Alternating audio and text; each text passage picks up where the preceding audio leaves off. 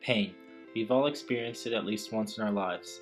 It is an unpleasant sensation triggered by the nervous system.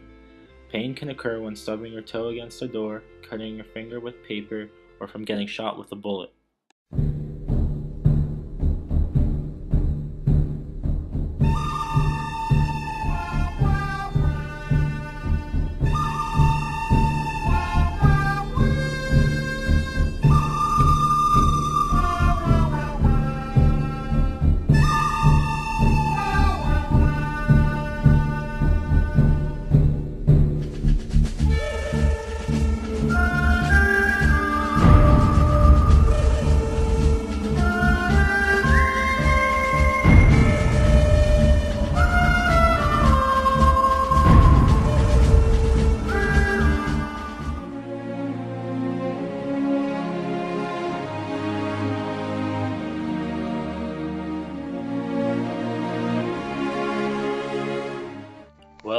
Well, what do we have here? Another beggar on the street. Wait, let me put my glasses on.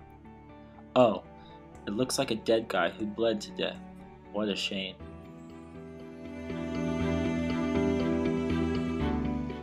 You're here with Richard Monterey, and I'm here to tell you about the sensation pain. Pain is a disturbing sensor in the body, an emotional experience that may result from tissue damage, one's thoughts, or environmental stressors. Pain receptors in the body send nerve impulses to the somatosensory and limbic areas of the brain, where impulses are transformed into pain sensations. Pain is necessary for survival. It warns us to avoid or escape dangerous situations or stimuli and makes us take time to recover from injury. Unfortunately, here we see Jalissa learn the hard way.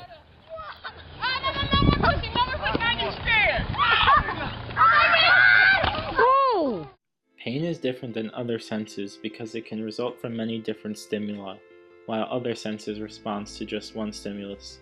Second, it is different because pain's intensity depends not only on physical stimulus, but also on social and psychological factors as well.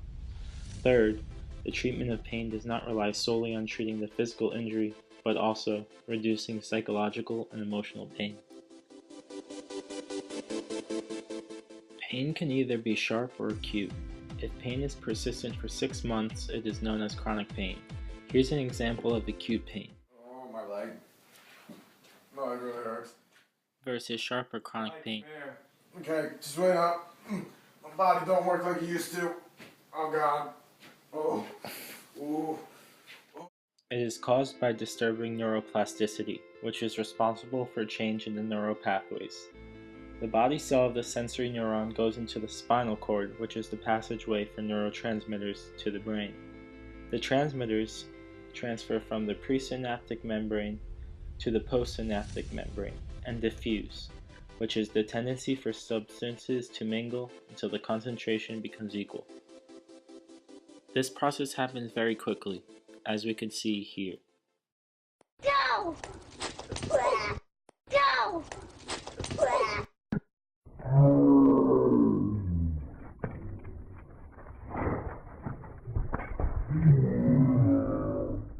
There are several methods to help alleviate symptoms.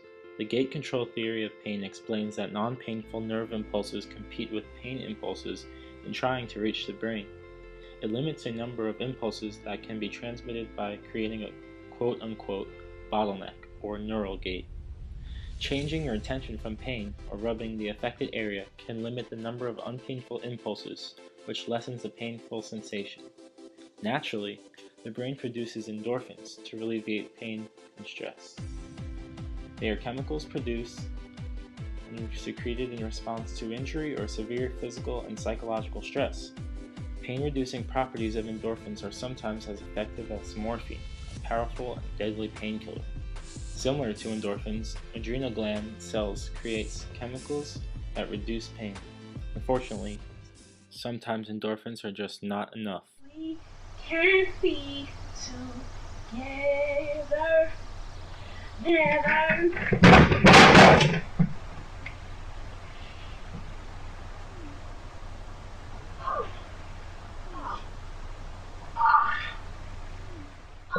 Also, there are painkillers.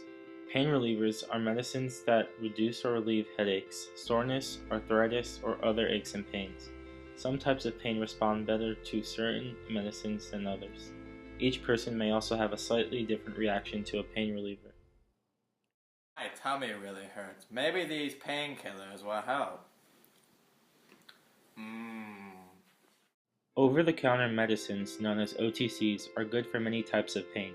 There are two main types of OTC pain medications: acetaminophen, known as Tylenol, and non-steroidal anti-inflammatory drugs, known as NSAIDs.